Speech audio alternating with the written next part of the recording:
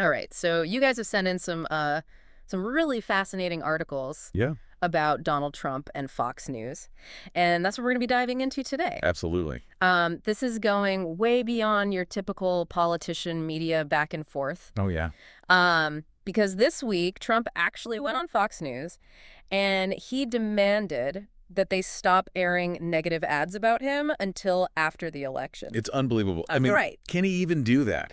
That's the thing, right? Like, legally speaking, this is a very, very complex situation. Yeah. Broadcast networks have certain obligations, Right. especially during an election when it comes to political advertising. Right, like equal time and all of that. Exactly. Yeah. It's all about making sure that everybody has a fair shot, Right. that no one candidate has some kind of unfair advantage over the airwaves. Right. But when you have a former president who's going on and demanding censorship Yeah. on a network that's known to be, generally favorable towards him, Right. you're really in uncharted territory. It's like he's leveraging their loyalty to him. Yeah. He's Yeah. like, you like me, you support me. Yeah. So don't let these guys attack me on your airwaves. It's a very calculated move. Right. And it's not just about, trying to silence his opponents or anything like that. It's about controlling the narrative Right. by framing any criticism of him as unfair or biased. Right. It immediately undermines the legitimacy of those attacks in the eyes of his supporters. Especially when it's coming from a place like Fox News that so many of his supporters trust already. Exactly. It's like he's using their platform to amplify his own message. Yeah. You had sent over that quote where he's talking about the negative ads. Oh, yeah. He says, And I think this just sums it up perfectly. for 19 days, I don't think we should do that anymore. I think you shouldn't play negative ads. I complain all the time about it. I love complaining. I like to have everything perfect. You almost have to admire the audacity. Oh, absolutely. But on a more serious note, what does this say about the power of political advertising? Yeah, I mean, Especially in today's media landscape. these ads are designed to shape public opinion. Right. Especially among voters who might not be as tuned in Right. to the ins and outs of every single policy. Yeah. They rely on these really quick sound bites, really memorable imagery to get their point across. And Trump, being the showman that he is, Exactly. knows this. And He understands this implicitly. Absolutely. And he knows that for a lot of these viewers, especially the ones who are primarily tuning into a network like Fox News, Right. that might be their only exposure to these opposing viewpoints, Right. to these attacks against him. Wow. So, So he's basically trying to cut off, one of the only avenues that voters might have to see these less than flattering portrayals of him. exactly. And let's not forget, he's been incredibly successful at this in the past, Right. at painting himself as the victim, even when he's the one in the power position, even when he's the one dictating the terms. Right. Like that whole enemy of the people thing with the media. Exactly. When he was president. 100%. Yeah. It's all about positioning himself as the underdog, Yeah. Right. the one who's fighting against the rigged system. And it really resonates with a certain segment of the population. Right. And it works. Oh, absolutely. It's interesting, though, that he specifically called out Kamala Harris. Yeah. Why do you think he's so laser focused on her ads in particular? I think there are a couple of possibilities there. Okay. One, it could be purely strategic, right? Right. Maybe his internal polling is showing that he's particularly vulnerable to her criticisms. So he sees her as like a genuine threat. Potentially. Mm. Or it could be about shoring up his base even further. Right. By making Harris, who is a woman of color, somebody who identifies as progressive, Right. by making her the antagonist. Right.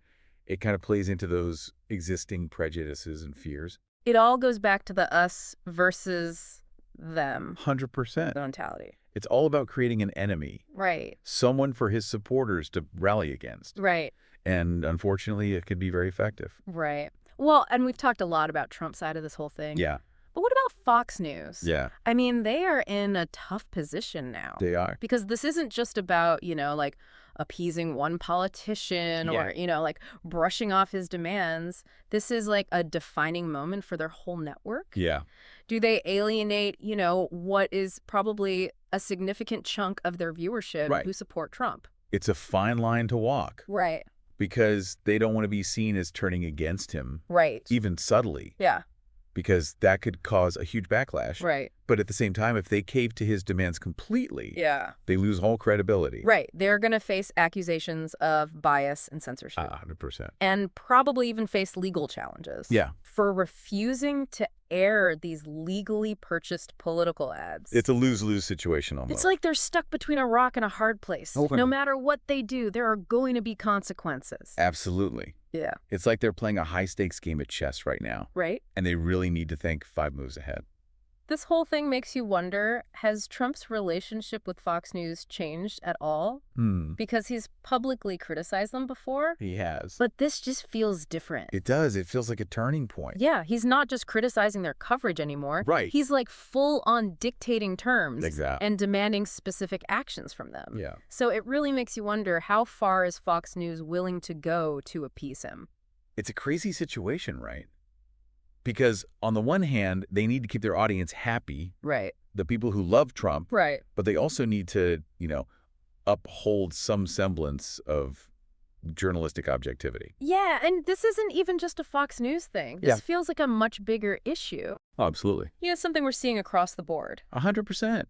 This is just a symptom of this Yeah. hyper-partisan media landscape that we live in. Right, where information is just a weapon. Yeah, and nobody trusts anybody anymore. Right. It's like everybody's gone and retreated into their own little echo chambers Right. online Yeah. where they're only seeing information. That already Yeah. agrees with what they already believe. Exactly. Yeah.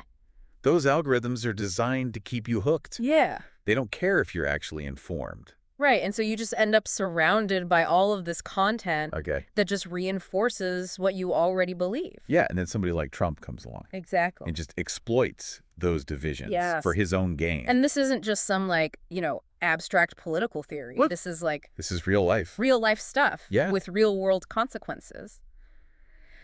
So after this deep dive, into Trump and Fox News and all of this, what are our listeners supposed to take away from this? Just be careful out there. Yeah. Be a smart consumer of information, Don't believe everything you read. Exactly. Right. Especially when it comes from, something as important as an election. So do your research. Get Yeah. your news from multiple sources. Multiple sources. Try to look at things from different angles. 100%. Yeah. And don't be afraid to challenge your own assumptions. Right. Challenge your own biases. Because the more informed we all are, Right. the harder it is for people like this to manipulate us. That's great advice. And that is all the time we have for today's deep dive. Wow. But this conversation isn't over. Head over to our website, leave us a comment, let us know what you think. Have you noticed other politicians using similar tactics? What do you make of all of this? And we will see you next time for another deep dive.